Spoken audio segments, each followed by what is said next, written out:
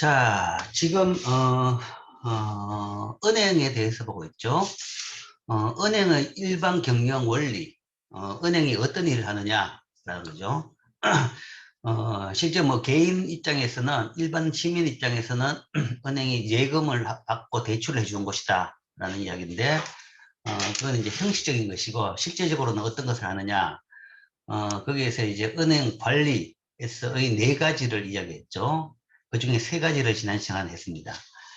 첫 번째가 유동성 관리고, 두 번째가 자산 관리고, 세 번째가 부채 관리고, 그 다음에 이제 네 번째 자본 적정성 관리에 대해서 지난 시간에 시작을 했습니다. 자본 적정성이라는 것은, 자, 자본이라는 것은 뭐 어떤 것이냐? 자본이라는 것은 뭐 실제 이제 설립 자본부터 있습니다. 그러니까 기업을 만들기 위한 시드머니, 인셈이죠. 시드머니가 되는 것이고, 그 다음에 설립 자본 이후에도 그다음 거기다가 추가로 자본이 추가되는 메커니즘이 존재합니다. 그래서 은행에 이익이 있는 경우에 배당을 안 해주면 그 남는 부분은 자본으로 가게 됩니다. 가게 되고, 뭐 아니면 추가 정자를 한다든지 등등을 통해서 자본 확충을 할 수가 있습니다.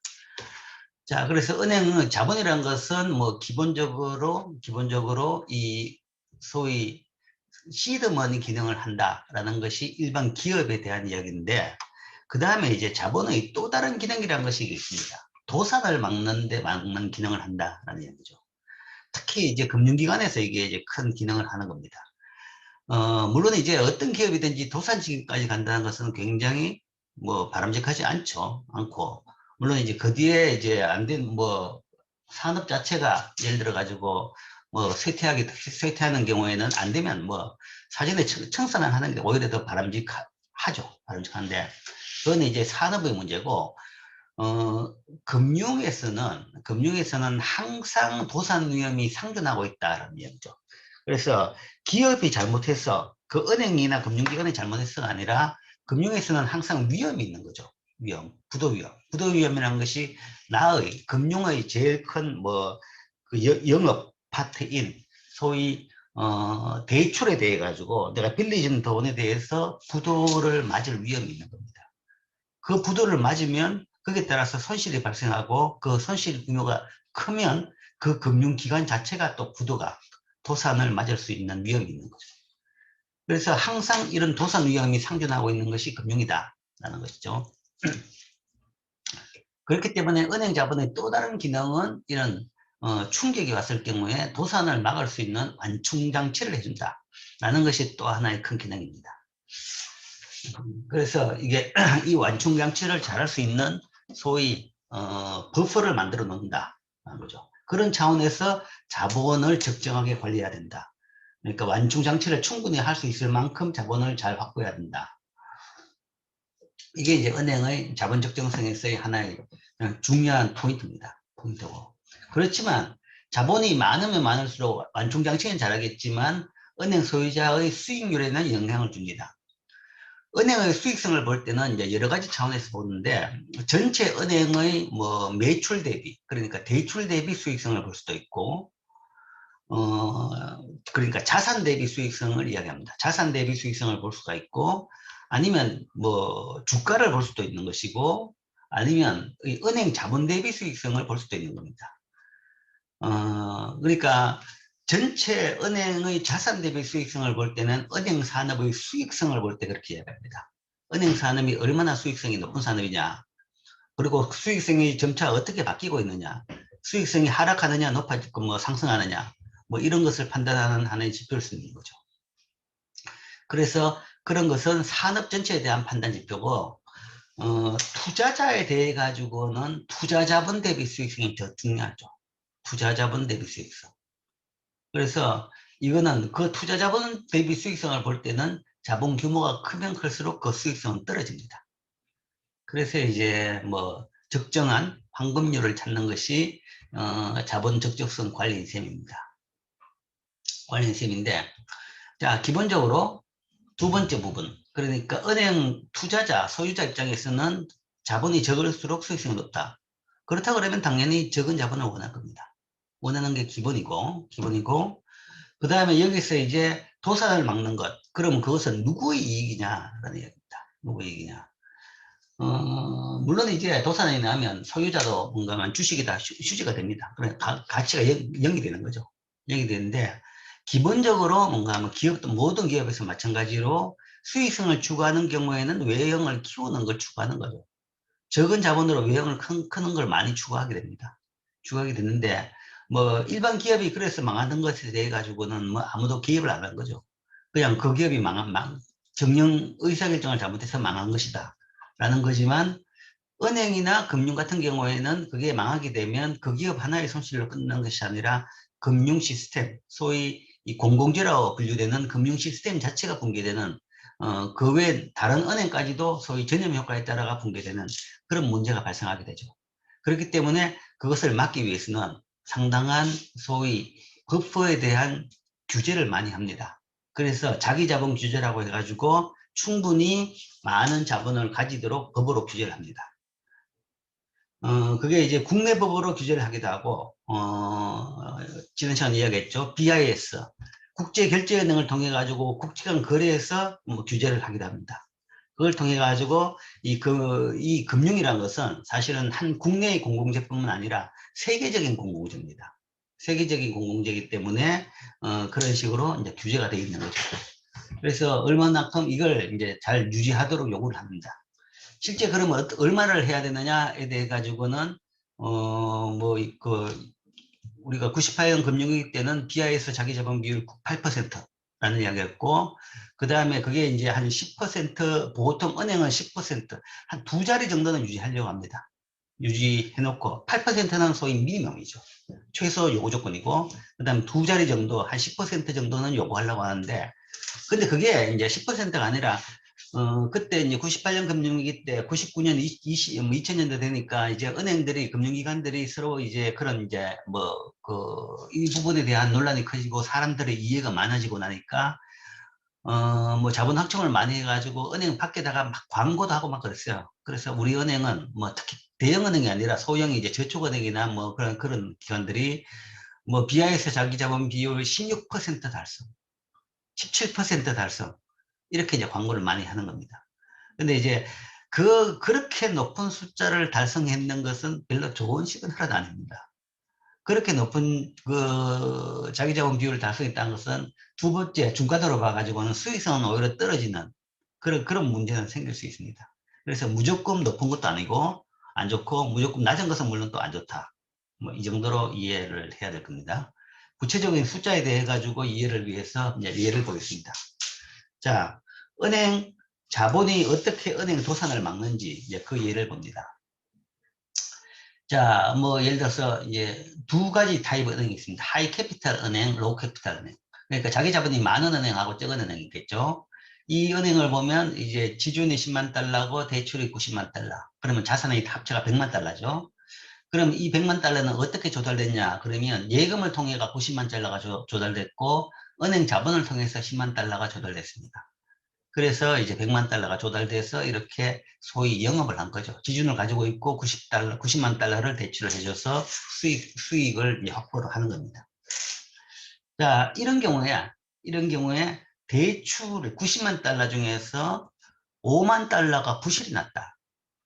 5만 달러의 대출이 뭐 5만 달러 정도가 뭔가 하면 대출이 펑크가 났다. 그러니까 대출에 간 기업이 부도가 나서 못 갚게 되어버렸다. 그렇게 되면 대출이 90만 달러에서 85만 달러로 줄어버립니다.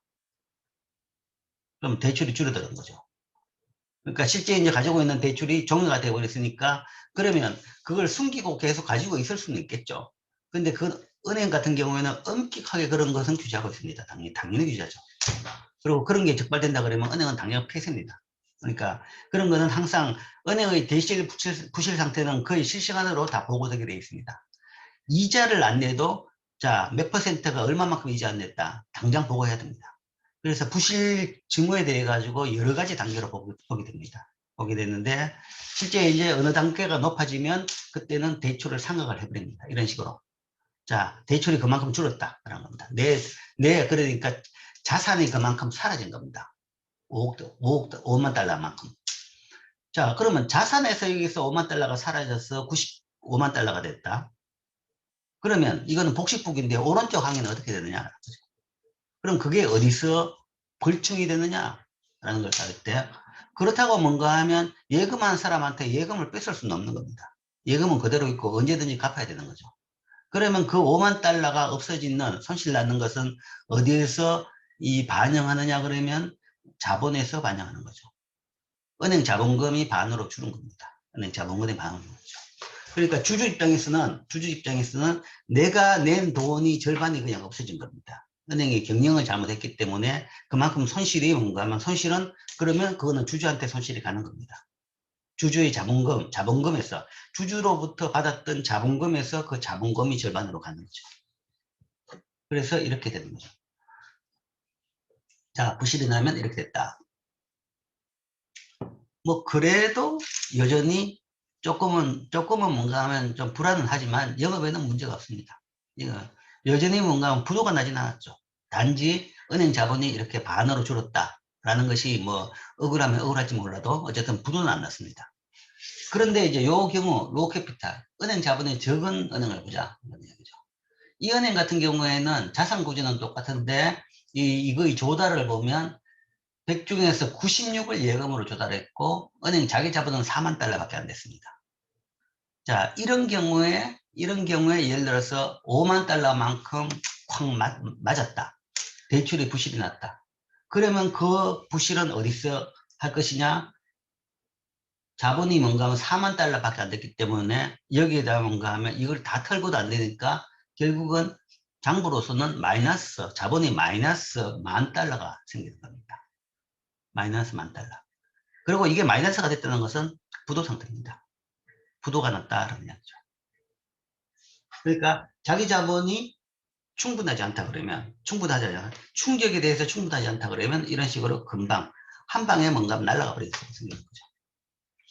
수익성은 이게 엄청 좋아요. 4만 달러 가지고 100만 달러 자산을 운영하는 거하고 10만 달러 아까 100만 달러 자산 운영하는 거하고 수익성은 이게 2배 반 높습니다. 2배 반 높지만 그 다음에 위험에 대해서는 훨씬 더 취약한 셈이죠.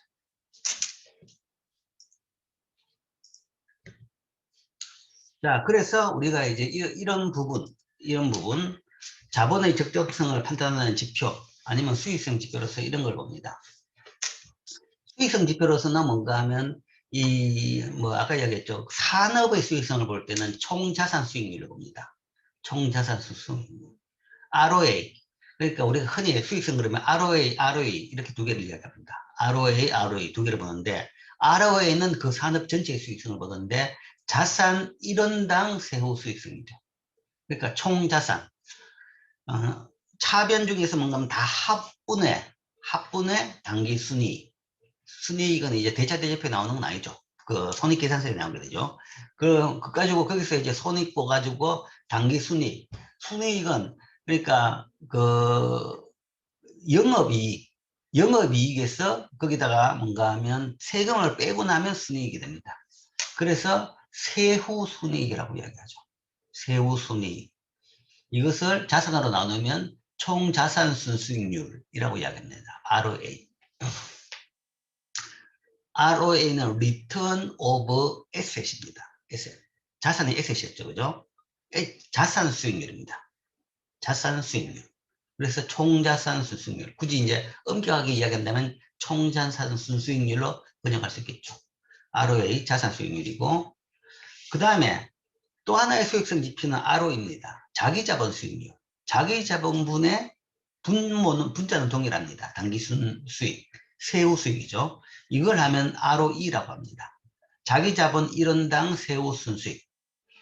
이 또 ROE는 Return of Equity. 에퀴티가 자기자본입니다. 에퀴티에 대한 수익률을 ROE라고 합니다. 뭐 이거 두 개를 다 보죠. 수익성을 볼 때는. 그런데 이제 성격은 다른 것이 이거는 그 산업의 수익성이고 이 부분은 소위 투자 수익성. 그 금융기관에 대한 투자 수익성이 되는 거죠.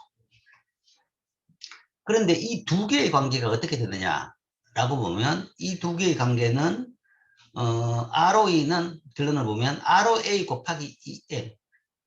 EM이라는 것이 자기자본 성수입니다. 자기자본 성수를 곱한 것이다. EM은 그러니까 에코티 멀티플라이어 EM 여기 있는 요 E죠, 그죠? 이 에코티 멀티플라이어인데 자기 자본 성수인데 자기 자본분의 총 자산을 EM이라고 하는데 이걸 이렇게 EM을 정의하고 나서 두 개를 관계를 본다 그러면 ROE 같은 경우에는 ROE 자기 자본 단기 순이익은 ROA에다가 요거하고 요거 두 개를 비교해 보면 분자는 같죠. 그럼 분모만 다릅니다. 분모는 자기 자본이고 요건 총자산이죠. 그럼 총자산을 분자로 하고 요거를 분모로 해가지고 이걸 딱 쓰고 남으니까 요게 바로 EM이더라. 자기 자본 성수가 되는 거죠. 그렇기 때문에 ROA는 ROA 곱하기 EM이다. 자기 자본 성수다. 그러니까 이 두 개 수익성 간의 관계가 존재한다라는 거죠. 관계가 존재하는 것이고 그 관계를 연결짓는 것은 자기 자본 성수입니다. 자기 자본 대비 얼마나 자산이 되느냐. 자기 자본 가지고 자산을 얼마나 뻥뜨리겠느냐. 그러니까 10만 달러 자기 자본 들고 그거 가지고 뭐 거기다가 이제 예금을 추가해 가지고 자산이 만들어지는 거죠. 그러니까 쉽게 이야기하면 자기 자본 대비 예금 비율이라고 생각해도 됩니다. 뭐 조금 다른 개념이 있지만 거기다 차이점이 있으면 좀 복잡해지지만 어쨌든 자기 자본 가지고 얼마나 자산 부분이 만들어졌느냐, 얼마나 대출이 만들어졌느냐. 자산이 많이 만들어졌다 그러면 그거는 소위 더 자산이라는 것은 수익성의 원천이죠. 그러면 수익성이 높아지는 겁니다. 적은 자기 자본과 많은 자산을 만들 수 있으면 수익성이 높아지고 뭐 적게 만들면 수익성이 낮아지는 셈이죠. 그래서 그게 바로 이 자기 자본 성수입니다.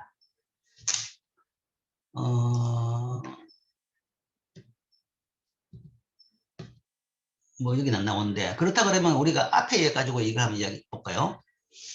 자, 뭐 여기는 사실은 이제 단기 순이익이 안 나와가지고 이 리턴 지표를 지금 계산을 하지 못합니다. 그렇지만 EM은 계산할 수 있죠. 자기 자본 성수는 계산할 수 있습니다. 요은행 같은 경우는 자기 자본 성수는 얼마냐? 자기 자본 성수는 10입니다. 그러니까 은행 자본이 10만 달러인데 자산이 100만 달러죠.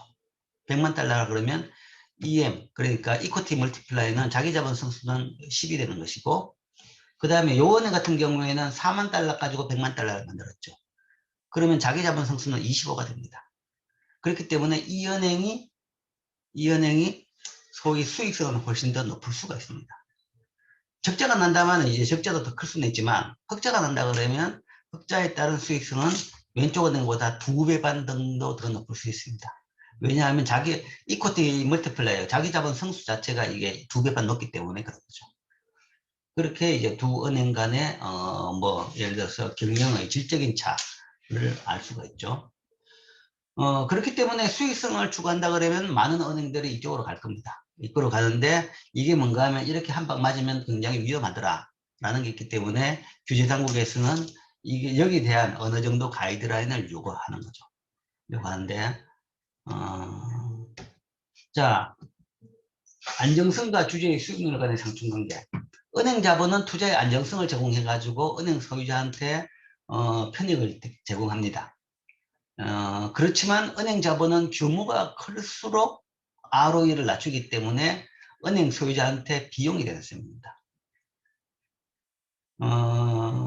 그래서 이제 거기 따라 가지고 이제 소위 트레이드오프 관계가 존재하죠. 상충 관계가 존재하는 거죠.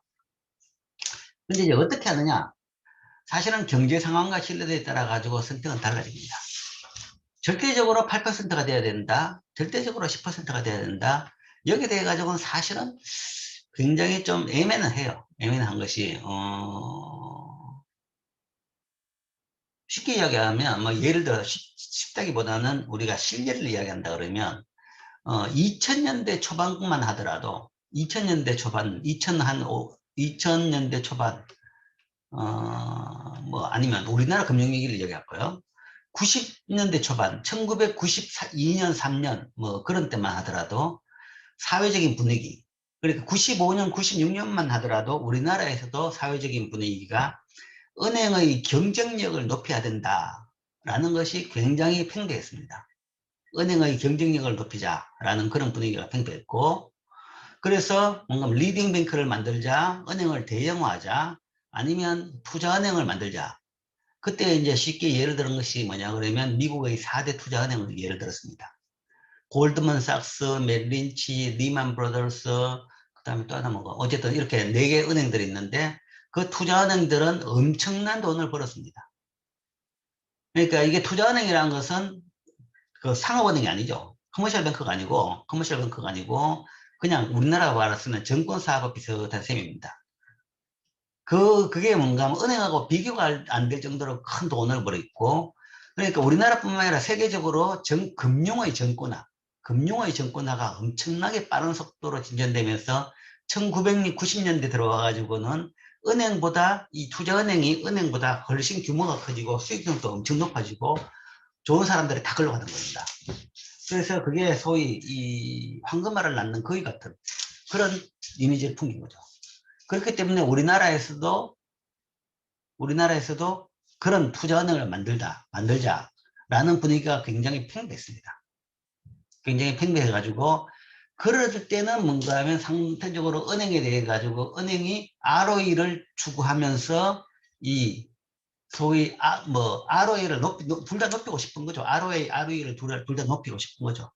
높이고 싶은데 높이려고 그러면 뭔가 하면 소위 성수에 대한 감이 없어지는 겁니다. 성수가 높은 것에 대한 제한이 없어지고 이 안정성을 위해 가지고 충분한 자본 적정성, 관리 같은 데 대한 개념이 별로 없어지는 거죠.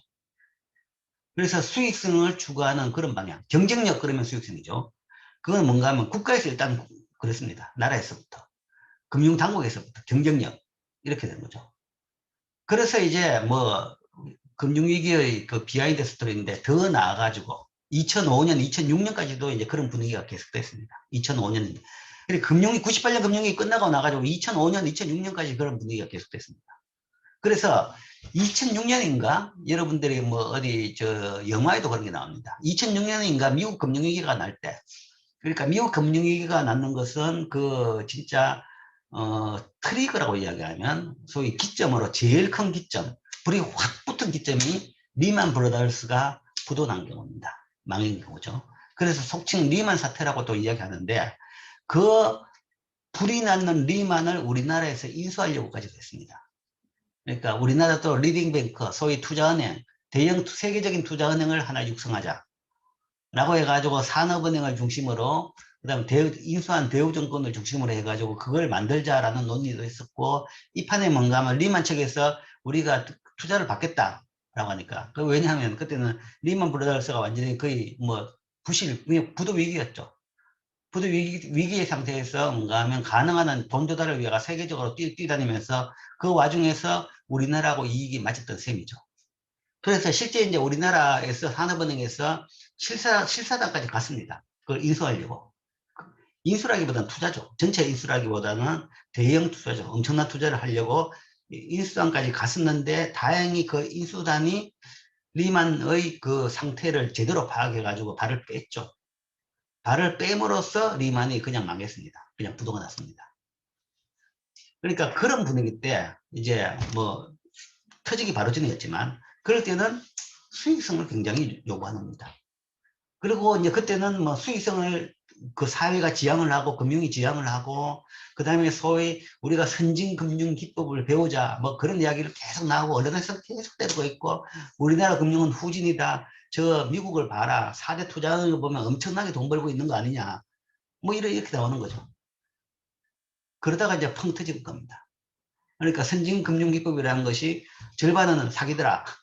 라는 것이 펑 터지고 나가지고는 그래 되는 거죠. 그러니까 이 적정성이라는 것이 이제 그 뒤에부터 자본 적정성 돼가지고 굉장히 세계적으로 음악이 나오고 있습니다. 한번 댕통 됐으니까 음악이 나오고 있는데 또 모르죠. 사람의 기억력이라는 것은 굉장히 좀 신뢰하기 어렵죠. 그러니까 몇 년만 지나면 그러니까 인간의 최대의 능력이 소위 망각 능력이라고 이야기합니다. 그러니까 기억력이 너무 좋으면 고통을 평생 기억한다 그러면 살 수가 없죠. 그런데 이제 망각력이 있기 때문에 사람들은 그 고통 같은 걸 잊을 수가 있는 겁니다. 그런 게 장점이 있는데 문제는 고통이 문제가 아니라 뭐 저런 교훈 자체도 잘 잊어버렸다. 이제 그게 문제인 거죠. 그러면 다시 또 이 적정 자본보다는 수익성 위주로 산업이나 금융이나 국가 전체적으로 그쪽을 또 지향하게 될 수도 있을 겁니다. 어쨌든 그런 차원에서 적정성 수준에 대해서는 경제 상황이나 아니면 신뢰도에 따라 가지고 이 차이는 납니다.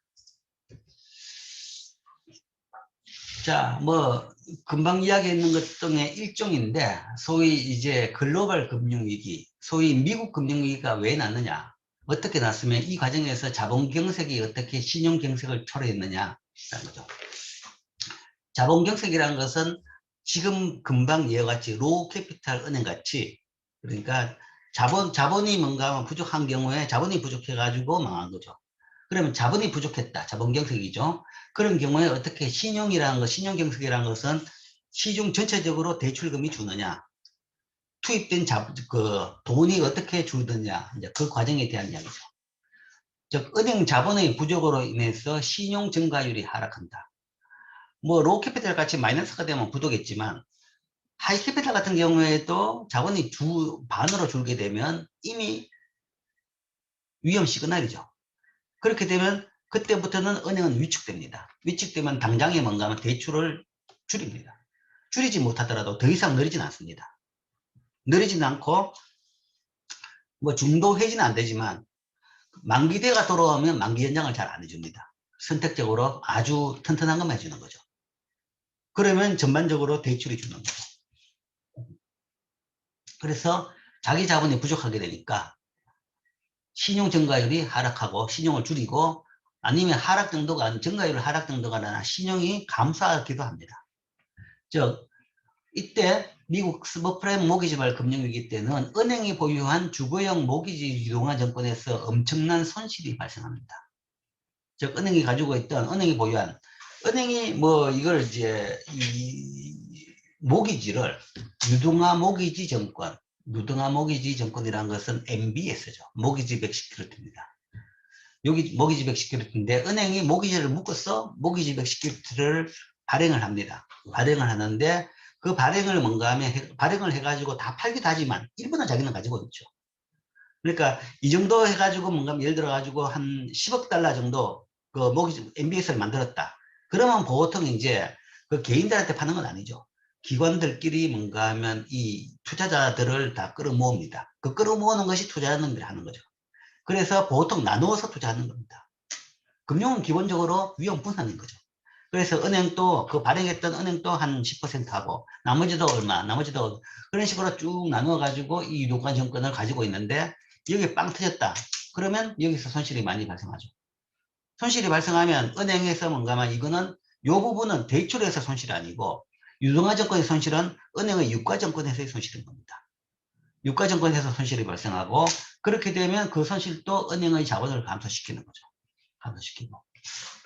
그러면 은행은 당연히 대출을 줄이는 거죠. 대출을 증가를 안 시킨다든지 아니면 줄이는 것까지도 하게 됩니다. 그 다음에 뭐 이 상태에서 경제의 침체로 인해 새로운 자본을 획득하기 어려웠으며 따라서 은행은 대출 기준을 강화해 대출을 더 감축시킨다. 여기에 만약에 이제 아까 같이 뭐 로캐피탈, 하이 캐피탈 은행도 자기 자본이 오로 줄었다 그러면 그걸 다시 뭔가 하면 10만 달러로 그 확충을 하면 됩니다. 확충이라는 것은 뭐 예를 들어 가지고 정자를 할 수가 있고 주식을 더 발행해서 정자를 할 수 있고 아니면 뭐 투자자를 더 모을 수도 있는 겁니다. 있는데 그게 이제 경제가 좋을 때는 쉽지만 경제가 나쁠 때는 잘 안 된다 그런 이야기죠. 그러니까 이제 지금 또 여러분들이 혹시 뭐 IPO, 주식시장에서 IPO가 붐이죠. IPO가 붐인데 그래서 뭐 상장하는 주식만 잡아보면 뭐 또 언론이 참 진짜 좀 수준 낮은 용어들을 만들어내는데 상장하는 날 뭐더라? 따따볼? 상장하면 뭔가 하면 이제 상장할 때 그 가격이라는 것은 실제 이제 주식을 이제 이 상장 가격을 사실은 증권사가 그 평가를 합니다. 평가를 해가지고 거기에 따라 가지고 그 액수로 뭔가 하면 한 주에 얼마씩 해가지고 사람들을 그 IPO, 그러니까 초기 그 상장 자본을 사람들한테 파는 거죠. 파는데 그 파는 주식을 이제 주식 회사 그 증권거래소에 리스트를 할 때 가격은 얼마를 할 것이냐라는 부분에 대해 가지고 현재는 뭔가 하면 그 소위 그때의 그 뭐 소위 파는 가격의 2배 정도까지도, 배 정도까지인가? 50%인가 100까지인가? 그게 그 가격으로 리스트 할 수 있고, 그 다음에 리스트된 가격에서, 처음에 리스트된 가격에서 하루 내에 뭔가 하면 어느 정도까지 굉장히 많이까지 오를 수 있게는 해줬습니다. 일반적으로. 보통 날 같은 경우에는 주가가 하루에 30% 이상 오르고 내리지는 못합니다. 나름대로 상한가 하한가가 있는 거죠. 상한가 하한가가 있는데, 물론 그 상한가 하한가도 옛날에 비해 가지고는 굉장히 넓어졌습니다. 뭐 한 20년 전만 하더라도 상한가 하한가가 5%밖에 안 됐어요. 근데 지금은 이제 한 30%까지 아래 위 밴드를 줬는데, 처음에 상장하는 경우에는 그걸 높였기 때문에, 뭐 처음에 IPO가 한 게 생긴다 그러면 소위 신문에서 나오는 것이 이 최고가 뭔가 하면 따따블에다가 30%더 올라가는 거, 이렇게 이야기합니다. 근데 그 비슷한 경우가 있기는 있었죠. 어쨌든. 미안합니다. 그러니까 이제 배 정도 오르는 경우도 있었는데, 지금 그렇기 때문에 뭔가 하면 IPO 서로 그걸 받기 위해 가지고 사람들이 IPO 한다 그러면 뭔가 하면 청약을 엄청나게 많이 하고 있습니다.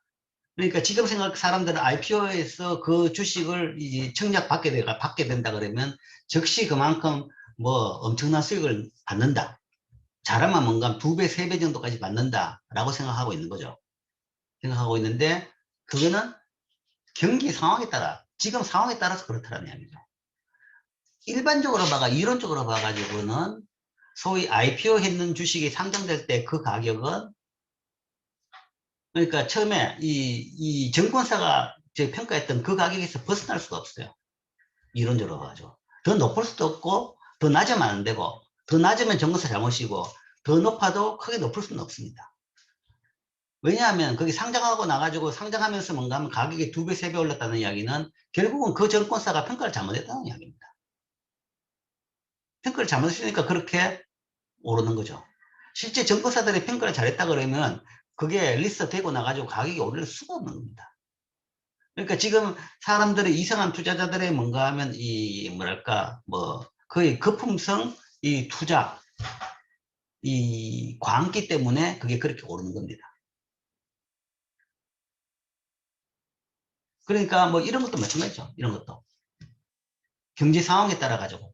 경기가 좋을 때는 뭔가 하면 자본 획득이 쉽습니다. 지금이 딱 그거죠.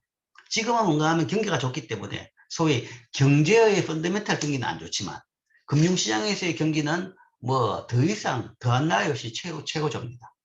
어떤 회사든지 뭔가 상장만 하면 돈이 싼뜨니가 좋는 겁니다. 지금 상태가 아주 예외적인 거죠. 일반적으로 보통 보면 상장하려고 그래가지고 상장 포기하는 경우가 굉장히 많습니다. 상장하려고 해도 그만큼 돈이 안 모이는 거죠. 정자도 마찬가지입니다. 상장된 회사가 주식을 추가로 더 발행한다. 그 경우에도 뭔가 하면 보통 쉽지가 잘 않아요. 그러니까 이때도 뭔가 하면 지금 아까 이제 하이캐피탈 같은 은행도 자본이 절반으로 줄었으면 그것도 5만 달러만큼 정자를 통해 가지고 보충을 하면 됩니다. 근데 그게 쉽지가 않다는 거죠. 그런 식으로 경제가 안 좋을 때는 자본 획득이 쉽지가 않다. 정자라는 것이 그만큼 돈이 안 모입니다. 그러면 그 경우에는 유일하게 할 수 있는 방법이라는 것이 대출 기준을 강화해 가지고 대출을 줄일 수밖에 없는 셈입니다. 그래서 지금 IPO 이야기가 잠시 나왔는데, 일반적으로 IPO는 지금 현재 굉장히 이상하게 IPO에 대해 가지고 사람들이 환상을 가지고 IPO는 그냥 그대로 돈 버는 것이다 라고 이야기하는데, 쭉 봐가지고 과거 IPO를 보면 지금 한 작년하고 올해 작년을 제외하고는 과거 한 20년 30년 기록을 보면 IPO를 통해 가지고 주식 수익성을 본 경우가 잘 없습니다. 그러니까 처음에 IPO를 하고 난 뒤에 뭔가 하면 주가가 얼마나 올랐느냐라는 게 있습니다. 라는 게 있는데, 보통 뭔가 하면 잘 안 올라요. IPO가 왔는데 떨어지는 게 많더라라는 겁니다. 그게 평균은 0입니다. 그게 평균은 0이고. 평균의 0이라는 것은 사실은 증권사들이 가격을 제대로 평가했다는 이야기입니다. 높게도 평가 안 하고 낮게도 평가 안 했다는 얘기죠. 여기는 오히려 더 문제가 항상 나오는 것이 이제 그러니까 고평가 문제가 나옵니다. 고평가. 증권사들은 고평가를 할 위험이 있다. 고평가하게 된다 그러면 그거는 이제 투자자한테 손실이 발생합니다. 고평가된 주식의 가격을 보고 샀는데 고평가되어 있기 때문에 그 다음부터 떨어지겠죠. 그렇기 때문에 IPO에 따른 이제 추가적인 규제 조치는 증권사들이 이제 그 판단한 그 가격보다 뭐 보호 예수 기간이라고 해가지고 6개월 내에 주가가 떨어지면 그거는 증권사들이 책임을 지게 한다라는 그런 조항까지도 있었습니다. 그런 조항을 하자라는 논의도 있어요, 기림인데. 뭐 근데 그거는 워낙 위험하기 때문에 뭐 그 정도는 안 하는데 최소한의 뭔가 뭐 보호 예수는 하고 있죠. 그렇기 때문에 대주주 같은 경우에는 최소한 뭐 몇 개월 동안은 못 판다라는 거죠. 못 판다는 것은 만약에 상장하고 나가 주가가 떨어진 경우에는 상장하고 나서 리스트되고 이제 투자한 사람들을 보호 차원에서 이제 그렇게 하고 있는 셈입니다. 그래서 IPO 자체를 통해 가지고 그렇게 수익성을 낸다라는 것은 그건 상당히 지금 예외적인 상황이다. 그러니까 이 테슬라 같은 경우에는 최근에 이제 참 재밌는 짓을 많이 하죠. 테슬라는 자기 자본, 그러니까 자사주를 많이 가지고 있죠. 뭐 회사들이 자사주를 꽤 많이 가지고 있어요. 자사주를 가지고 있는 이유는 자사주를 통해 가지고 뭐 스탁옵션을 줄 수도 있고, 그 다음에 주가 부양을 위해 가지고 자사주를 사들이기도 합니다. 그래서 자사주를 보유하고 있었죠. 보유하고 있었는데 주가가 예상보다 엄청나게 오르니까, 주가가 엄청나게 비싸니까 있던 자사주를 덜렁 팔아버립니다. 그러면 자사주를 통해서만 뭔가 하면, 자사주 옛날에 살 때는 뭔가 하면 한 주당 거의 뭐 10달러, 20달러에 사는 겁니다. 그런데 현재 지금 테슬라 주가가 한 주당 뭔가 하면 700달러, 600달러, 떨어져도 지금 500달러 되죠. 그죠? 700달러 때 뭔가 하면 그걸 엄청 팔은 겁니다. 그럼 그만큼 자본을 확충한 거죠.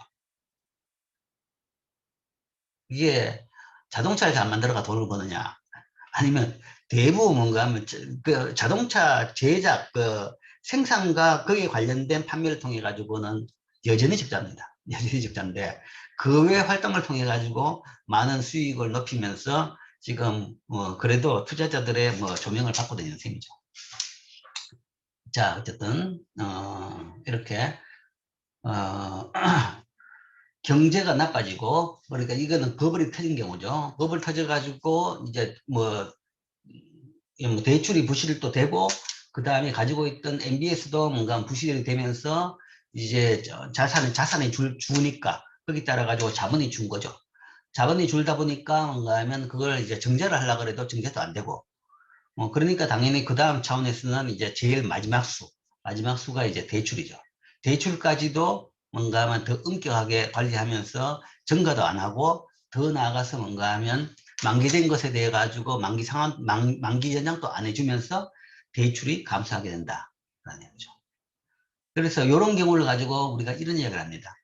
은행들은 뭐 이제 사람들이 은행을 비판하면서 이런 이야기를 하는 것이, 가랑비가 내릴 때는 우산을 씌워주는데 소나기가 내리면 은행은 우산을 뺏어버린다 라는 이야기를 하죠.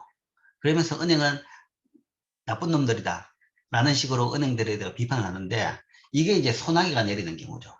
가랑비가 내릴 때는, 그러니까 경기가 보통적으로 조금 나쁠 때는 뭐 대출을 계속 더 해주죠. 더 해주고, 지금 자금 사정이 나쁘니까 그럼 대출 좀 더 해준다 라고 대출 더 해주죠. 그게 이제 그런 가랑비가 내리는 상황이고, 지금은 이제 소나기가 내리는 상황이죠. 그렇다면 이제 은행 자기 자신도 이제 뭐가 이거 위험하다. 그렇게 되면 평시에는 계속 대출 연장을 했는데, 그 계속 대출해가지고 매년 1년 단위 계약이기 때문에 매년 연장이 됐는데, 갑자기 뭔가 하면 이번은 연장 못 합니다 하는 거죠. 그러면 그때는 소나기가 내릴 때 이제 우산을 뺏어버리는 거죠. 그러면 그 기업이 그 대출 연장이 안 돼가지고 부도가 날 수 있는 겁니다. 그래서 이제 은행에 대해 가지고 이제 비판을 많이 하죠. 그래서 이제 주로 이제 이런 경우에 은행들이 이제 욕을 얻어먹습니다. 은행도 자기 살기 위해 그렇게 하는 거고, 그러다 보니까 이제 욕을 얻어먹게 되는 거죠. 자, 이게 이제 자본 적정성 관리에 대한 이야기입니다. 이까지가 자본 적정성 관리에 대한 거고, 그러니까 이걸 통해 가지고 이제 그 네 가지 은행의 일반 경영 원리에 대해서 배웠습니다. 그 다음 이 네 가지 일반 경영 원리에 대한 부분인데, 그걸 이제 다른 차원에서 봤을 때는 다른 차원에서 봤을 때는 이제 두 가지 키 포인트가 있다는 이야기죠. 신용위험과 이자 위험. 그러니까 그것들이 네 개가 다 포함이 되는 부분인데, 그거는 결국은 뭔가 하면 신용위험 관리하고 이자 위험 관리다. 라는 거죠. 그래서 그 두 개로 나누가 다른 차원에서 지금 또 한번 봅니다. 먼저 신용위험이라는 것은 소위 부도위험이죠. 신용위험이 높아졌다. 그러면 부도가 많아진 것이고, 그러면 지금 말한 대로 자본 적정성 관리에서도 이제 문제가 생기는 것이고, 자산도 관리가 잘못된 것이고, 등등입니다. 신용위험 관리가 잘못됐다 그러면 자본 적정성 관리 문제, 자산 관리 문제, 그 다음에 유동성 문제, 이 세 개가 다 발생하는 거죠. 그게 이제 신용위험 관리 경우입니다. 그래서 신용위험은 어떻게 관리할 것이냐. 즉, 어떻게 소위 대출 부실을 줄일 것이냐. 대출에서의 부실. 특히 이제 신용위험은 주로 대출 부분이죠. 대출에서의 부실 위험을 얼마나 줄일 것이냐. 가장 기본적인 것은 심사와 감시입니다. 그러니까 이거 두 개의 차이라는 것은 before and after죠. 그죠? 대출이 발생하기 전에는 심사를 통해 가지고 대출 여부를 판단해야 된다는 거죠. before, after. 감시라는 것은 after. 대출되고 난 뒤에 그 돈이 적정히 잘 쓰고 있는지 라는 거죠. before and after로 본다 그러면 심사와 감시를 잘해서 신용위험을 낮춘다. 거죠. 심사라는 것은 소위 그 대출을 해줘 가지고 문제없는, 그러니까 잘 운영하는 기업이냐라는 것을 심사하는 겁니다. 그러면 그거는 이제 전반적인 모든 부분을 다 봐야 됩니다. 경영진이 어떤지, 경영진이 예를 들어 가지고 유능한지, 그 다음에 그 경영이 잘 되고 있는지, 그 다음에 직원마저도 판단하는 거죠. 기업이라는 것은 직원과 경영진 다 합쳐가지고 운영되는 거니까. 직원들도 뭔가 하면 예를 들어서 부정부패가 없는지 그런 까지도 다 봅니다. 그런 것도 보고, 그 다음에 이제 사업성도 보는 거죠. 사업성도 보고, 그 다음에 은행 그 기업의 예를 들어 유동성 변화, 이런 등등 모든 재무제표하고 사업성 그런 것을 판단을 해가지고, 이렇게 대출해도 이 대출이 부도가 날 가능성이 없다라고 판단되면 그때는 대출 승인 도장을 딱 찍는 거죠. 그게 이제 심사입니다. 그럼 그 심사를 잘하려고 그러면 결국은 전문가가 돼야 되는 거죠.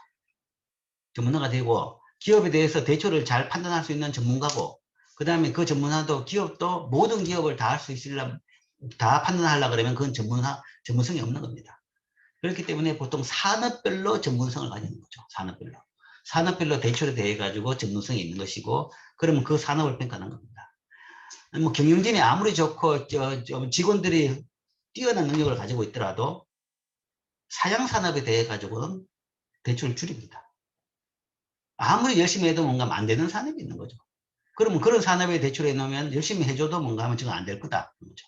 그런데 대출을 해줄 수 있는 건 아니죠. 물론 이제 그런 산업에서는 사실은 경영진은 뭔가 하면 그런 산업은 알아서 축소를 해야 되는 겁니다. 축소를 해가지고 축소를 하든지 아니면 업종 다각화를 해가지고 다시 뭔가 사양이 아니고 경쟁력이 높아지는 산업으로 더 성장 산업으로 가야 되는 거죠. 옛날부터 이 산업만 계속 해왔다. 그런데 사양이 되든 말든 계속 이 산업만 한다 해가지고 자기가 열심히 한다고 해가지고 되는 건 아니죠. 수요자가 있기 때문에, 시장이 있기 때문에. 그래서 전문가들 심사를 통해서 소위 일단 소위 정보 비대칭성 문제를 줄이는 거죠. 역선택 문제를 줄이는 겁니다. 역선택. 그러니까 은행에 돈 빌리러 온 사람들은 예를 들어 가지고 부실한 사람들이 많이 올 수가 있는 겁니다. 부실한 기업들이 많이 올 수가 있는 거죠. 그런 걸 가려낸다. 이게 심사고, 그 다음에 감시라는 것은 대출하고 난 뒤에 대출된 돈이 이야기한 대로 그렇게 수익성을 내기 위해 가지고 잘 사용됐느냐, 이거는 이제 그런 걸 막기 위해, 그런 부분이 잘 유지되는 것을 보장하기 위해 가지고 제한적 약관이나 감시와 집행이 이루어집니다. 제한적 약관이라는 것은 대출 서류에 뭔가 이 돈은 이런 용도에 어떻게 이런 용도로 어떤 스케줄에 따라서 써져야 된다라고까지도 구체적으로 명시할 수가 있습니다. 그리고 그렇게 집행이 안 된 경우에는 당장 회수를 한다. 뭐 이런 조항을 할 수 있는 거죠. 그럼으로써 그 돈이 다른 데로 전용되는 것을 막을 수가 있는 거죠. 그런 것이 이제 제한적 약관입니다. 제한적 약관을 넣고 그 다음에 약관만 넣어가지고 사인만 해놓은 게 되는 게 아니라 실제 그대로 집행이 되고 있는지를 계속 감시를 합니다. 감시라는 용어가 듣기에는 조금 거북하지만 실질적으로 이제 관리인 거죠. 그래야지 은행은 고객 돈을 부실이 안 나도록 잘 관리하는 겁니다. 뭐 사실은 감시행위지만 그렇기 때문에 일반 대출 담당자 같은 경우에는 자기가 대출 승인한 기업에 대해 가지고 최소한 한 달에 한 번 정도는 가보라 하는 얘기입니다. 가봅니다. 그 방문을 해보는데 해가지고 가서 뭔가 뭐 꼭 인사하는 것 같이 하는데 사실은 쭉 다 이제 스캔을 하는 거죠. 뭐 공장이 제대로 돌아가고 있는지 직원들이 다 제대로 와서 출근하고 있는지 아니면 뭐 창고에 재고나 아니면 원자재가 제대로 쌓여져 있는지 전기 계량기에서 전기는 제대로 돌아갔는지 온갖 걸 보는 거죠. 실제적으로 공장이 정상적으로 운영되는지를 다 판단합니다. 판단하고 만약에 거기서 뭔가 문제가 생겼다라고 판단한다 그러면 당장에 안 되면 이 약관 위반으로 뭔가 회수 절차에 들어갈 준비를 해야 되는 거죠.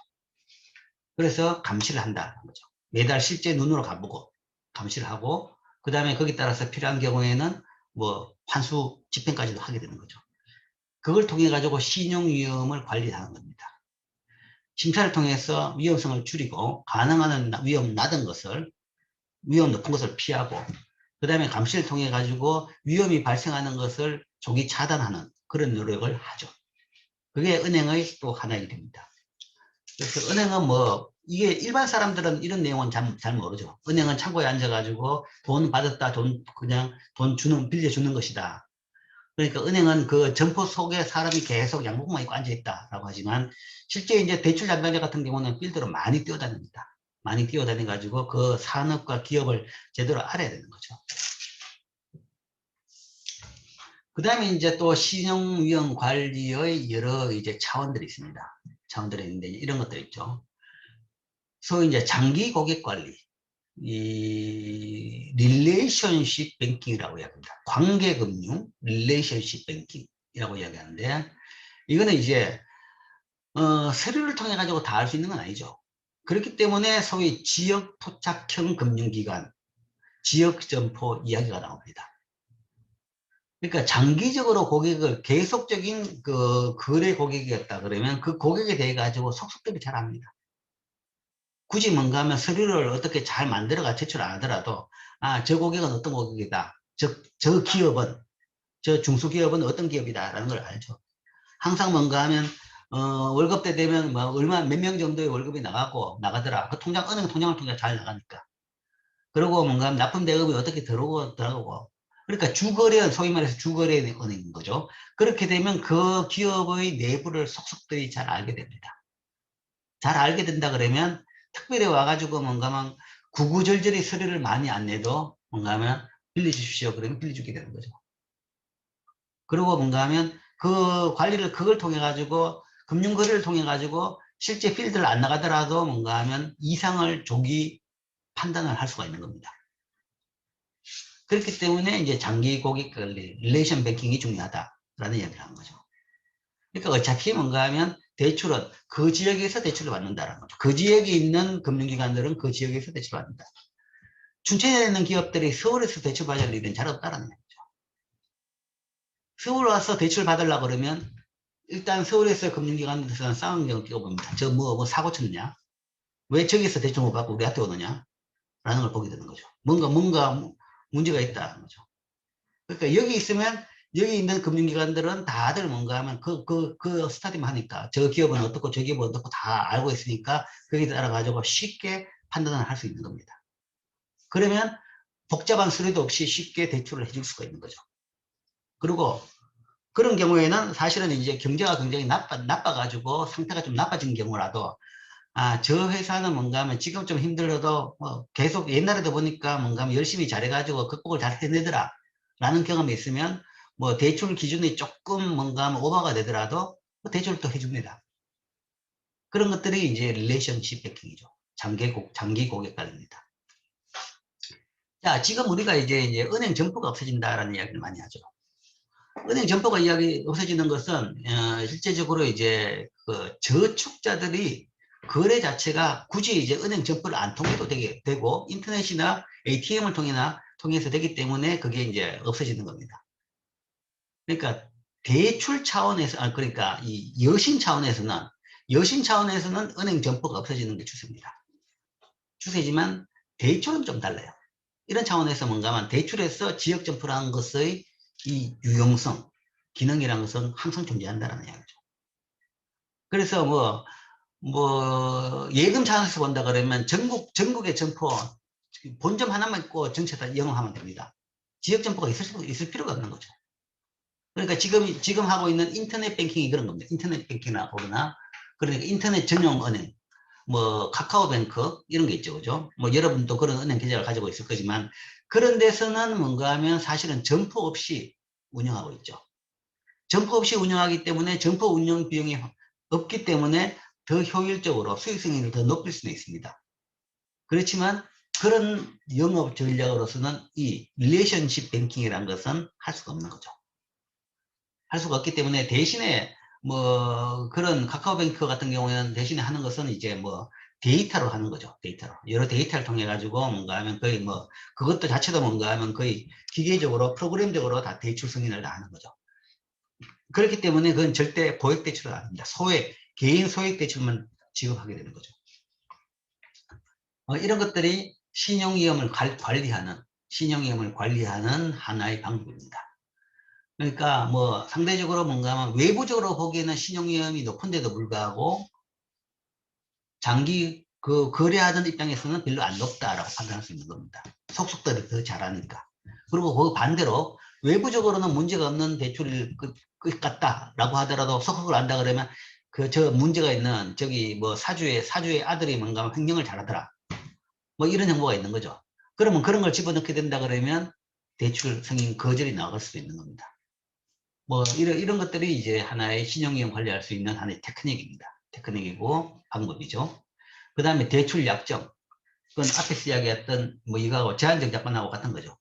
대출에 대해 가지고 이 대출에 대해서 어떻게 써야 된다라는 약정을 맺습니다. 그 다음에 이제 제일 효율적인 것이 담보입니다. 담보. 대출 신용위험을 없애는 제일 좋은 방법이 담보입니다. 담보 있으면 신용위험 없죠. 담보가 확실한 담보가 있다 그러면 신용위험이 없는 겁니다. 그러니까 담보가 있다 그러면 그 대출이 부실이 되더라도 그 담보를 팔아가지고 그냥 그대로 다 메꾸면 되는 겁니다. 그래서 담보가 관영이 되는 거죠. 우리나라 은행만 담보를 위주로 하는 후진적인 은행이 아니라 선진국도 다 마찬가지입니다. 다 대부분 담보 대출입니다. 그게 뭔가 하면 신용위험을 낮출 수 있는 제일 효과적인 방법이고, 그렇기 때문에 담보부 대출에 대해 가지고는 개인이나 기업의 신용도 안 따집니다. 가장 신용도가 높도록 저리로 빌려줍니다. 신용위험 같은 경우, 대출 같은 경우에는 이자율이 굉장히 높아요. 신용 등급에 따라서. 그렇지만 담보대출은 그런 게 없죠. 담보가 있으면. 더 높은 이자를 받을 필요가 없는 겁니다. 이게 이제 가장 많이 쓰는 신용위험 관리의 방법입니다. 담보를 받는 것. 그러니까 미국도 이제 대부분 대출이 MBS라고, 모기지라고 이야기했죠. 은행의 가장 큰 대출은 모기지입니다. 부동산 담보 대출이죠. 그럼 개인 주택 담보 대출도 되고, 그 다음 기업 대출도 기업의 부동산 담보 대출이 많습니다. 기업의 공장 부지, 기업의 공장 건물, 이런 거 담보로 대출이 되는 거죠. 이런 것도 신용위험 관리고. 그 다음에 보상예금이라는 것은 이제 소위 전문용어로 꺾기라고 이야기합니다. 꺾기라고 이야기하는데, 이건 현재 우리나라에서는 불법으로 되어 있습니다. 불법으로 되어 있는데, 실제 이제 옛날에, 그러니까 대출이 굉장히 특혜 있을 경우에는 대출을 받고 나면 그 중에서 대출금의 10에서 20%를 저리 예금에 들도록 강제를 시켰습니다. 그러니까 이제 대출에 대한 비용을 추가로 더 시키는 거죠. 그게 이제 보상예금입니다. 대출에 대한 보상으로 너 예금을 좀 들어란 거죠. 그러면 사실 뭔가 하면 대출 20% 예금을 들었다 그러면 대출금은 100%에서 80% 주는 겁니다. 그럼 그만큼 주니까 그만큼 그게 담보도 될 수 있고 줄 수도 있는 거죠. 그러니까 이 보상예금 자체가 뭔가 하면 일종의 신용위험 관리. 물론 전역 다 떼인다 그러면 이까지고 안 되겠지만 최소한 뭔가 하면 이자 몇 달 못 냈다고 해가지고 걱정할 필요 없죠. 못 낸 이자는 항상 이 보상예금으로 있는 그 돈 가지고 회수할 수 있으니까. 이런 등등을 이제 했던 거죠. 근데 이게 이제 지금 우리나라에서는 이게 뭔가 하면 불법적인 소위 은행들의 횡포다라고 이제 판단이 내려가지고 은행들의 횡포다. 아니 뭐 그러려면 대출을 줄이든지 대출 양을 줄이든지 뭐 이렇게 하느냐 하는 이야기죠. 그러니까 아니면 대출할 때 그 대출 이전에 조건에서 뭔가 뭐 어느 정도 예금이 있어야 대출을 해준다 라면 되는데 대출 받고 나서 뭔가 뭐그 자리에서 너 얼마 내 이런 것은 은행의 횡포다라는 걸로 불공정 관행으로 돼 있어 가지고 이것은 현재 거의 금지되어 있습니다. 불법화돼 있고 이게 만약에 있으면 은행에 징계를 받습니다.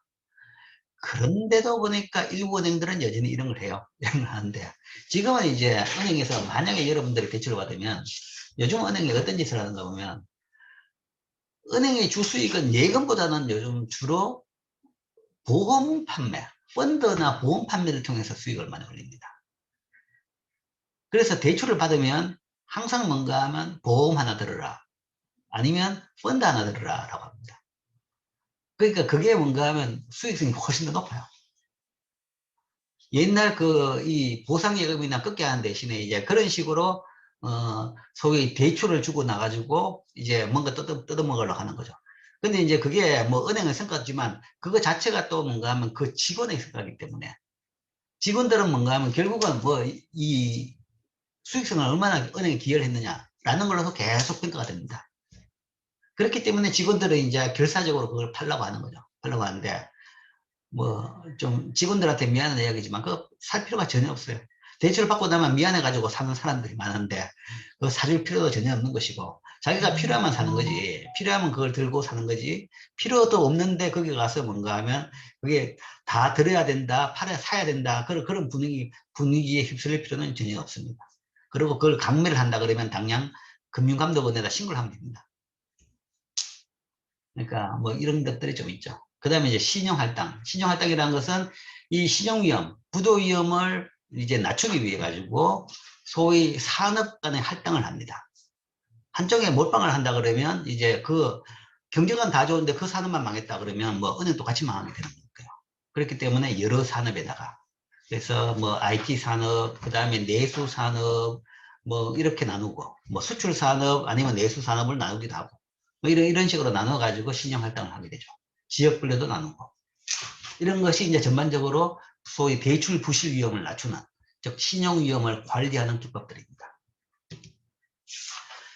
자, 그 다음에 이제 마지막으로 이자 위험, 신용 위험과 이자 위험 이야기했죠. 이자 위험입니다. 이자 위험의 관리. 자, 이자 위험이란 것은 뭐냐? 뭐 이자율이 뭐 얼마나 위험하냐라는 건데 이제 가격 변동 위험이죠. 가격 변동이 내한테 유리할 수도 있고 불리할 수도 있는 겁니다. 거기에 따른 이제 변화인 거죠. 그게 이제 상반되게 나타납니다. 문제가. 자산과 부채에서 상반되게 나타납니다. 자산에서는 이자율이 높으면 좋겠다. 안 투자 수익성이 높아지니까 라고 생각하는데 그 반대죠. 자산에서는 이자율이 높으면 자산이 줄어듭니다. 이자율이 높다는 것은 이 자산이라는 것은 주로 뭔가 하면 그거죠. 정권입니다. 정권 같은 경우에는 이자율이 높아지면 시중 이자율이 높아지면 정권 가격이 떨어졌다는 이야기죠. 가지고 있는 채권 가격이 떨어진 겁니다. 여기 자산 항목에 잡혀 있는 것은 지금부터 살 채권이 아니라 이 은행에 이미 돈 주고 사가지고 보유하고 있는 채권입니다. 보유하고 있는 채권이었는데 그 보유하고 있는 살 때 가격에 비해 가지고 그 가격이 떨어진 거죠. 그러면 손실이 나는 겁니다. 그러니까 이자율이 오른 것이 자산 가격에서는 좋은 게 아닙니다. 오히려 자산 가격에서는 자산 가격을 낮추는 그런 요인이 되는 겁니다. 더군다나 장기 채권을 가지고 있으면 더 효과가 크고 반대로 또 그러니까 이자율이 낮아지면 이 단기 정권 같은 경우는 가치가 올라가죠. 그래서 여기는 가치가 더 높아지는 그런 수가 생기는 거죠. 즉 이자율에 따라 가지고 대차 대적의 자산 값이 바뀝니다. 올라가기도 하고 내려가기도 하고. 그게 이제 얼마나 민감하냐라는 이야기죠. 얼마나 민감하게 변하냐. 이자율 민감 자산, 뭐 예를 들어 가지고 뭐 변동 이자율 대출, 단기 대출하고 단기 증권, 이게 다 이제 이자율에 따라서 변동하는 자산입니다. 그러나 안 그런 것도 있죠. 고정 이자율 자산, 이런 것도 있습니다. 지준, 현금 같은 경우에는 뭐 그런 이자율 변화에 따라 가지고 가치가 변화가 생기는 건 아닙니다. 그 다음에 장기 대출, 장기 대출은 대부분 고정분이 되는 고정 대출이라 그러면 이거는 뭐 어쨌든 이자율에 따라 변하지 않는 거죠. 고정 이자율이라 그러면, 고정 이자율이라면 별로. 그리고 이제 장기 접근이라는 것은 이거죠. 그냥 만기까지 보유하고 있는 겁니다. 만기까지 보유하고 있는 거고, 만기 때 받는 돈으로 가치가 평가되어 있다. 그렇다 그러면 그 중간에 뭔가 하면 이 가격이 얼마나 변하든지 이자율이 변하더라도 그 채권의 가치는 변하지 않습니다. 그렇기 때문에 이걸 어떻게 구성하느냐라는 얘기죠. 이자율에 민감한 자산, 이자율의 변동에 변하지 않는 자산, 이렇게 거죠. 그러면 여기 이제 이게 얼마나 많냐. 자, 많으면 좋냐, 적으면 좋냐라는 거죠. 이자율의 변동이 있는데 유리하게 변동하면 수익성이 좋아지고 불리하게 변동하면 수익성이 낮아집니다. 오히려 적자를 발생하실 수도 있습니다. 그래서 자산 부분에서도 이런 두 가지 이슈, 이 비율을 어떻게 할 것이냐, 어떻게 관리할 것이냐. 부채도 마찬가지죠. 부채 부분도 부채의 대부분은 그 예금입니다. 예금인데 예금 자체가 고정부 예금이냐 아니면 변동부 예금이냐라는 문제죠. 고정부 예금이라면 별 문제가 없습니다. 시장 이자율이 어떻게 변하는지 별 문제가 없죠. 그런데 변동부 예금이라 그러면 이게 소위 시장금리로 준다 그러면 그건 달라집니다. 실제적으로 뭐 옛날에는 은행 예금이 다 고정부였습니다. 고정부였고 시장 실적형 예금은 이자율을 주는 예금 잘 얻는데 최근에 이제 금융이 정권화되면서 요즘에는 실적형으로 주는 예금들이 꽤 있죠. 이제 그런 것의 문제입니다. 이런 게 다 그겁니다. 변동이자율 CD, MMDA 이런 거죠. MMDA는 단기 채권에 투자해가 그 수익성으로 이자를 주는 그런 예금입니다. 소위 입출금식 예금 비슷한 것들로 그런 것들도 대부분 이제 이런 정도로 운영을 하고 있습니다. 그 다음에 CD 같은 경우도 마찬가지죠. 변동이자율 CD 이런 거죠. 전통적인 것은 대부분 고정부입니다. 그러니까 저축예금 아니면 뭐 이 수표 발행 예금 이런 것들은 다 그러니까 이게 전통적인 수시입출금 예금 그러니까 여러분들 다 가지고 있는 통장 같은 경우에는 뭐 이자율이 굉장히 낮죠. 뭐 0.1% 연리입니다. 연리로 0.1%를 준다. 뭐 이런 식으로 고정되어 있습니다. 그 다음에 저축예금도 뭐 1년 적금 1년 뭐 그러면 뭔가 하면 일단 뭐 변동은 하지만 내가 들 때 그때 이자율이 딱 고정되면 그걸로 그냥 만기까지 가는 겁니다. 그런 거는 고정 이자율 부채죠. 그런 식으로 양쪽 다 자산 부채 다 이자율이 변동하는 부분이 있고 변동하지 않는 부분이 있습니다. 은행이 이자율 민감 부채를 이자율 민감 자산보다 더 많이 보유하는 경우에는 이자율이 상승하면 이윤은 감소하고 이자율이 하락하면 이윤은 증가합니다. 그러니까 이자율 민감 부채를 여기는 이제 이게 더 많죠. 그러니까 총 자산이 100만 달러인데 이 중에서 고정이 여기는 자산은 80이고 변동은 20이고 여기는 고정이 50이고 변동이 50입니다. 자, 여기서 이렇게 돼 있다. 그죠? 여기서 이자율 민감 부채. 그러니까 이 경우에는 부채가 이자율 민감한 게 훨씬 더 많다. 겁니다.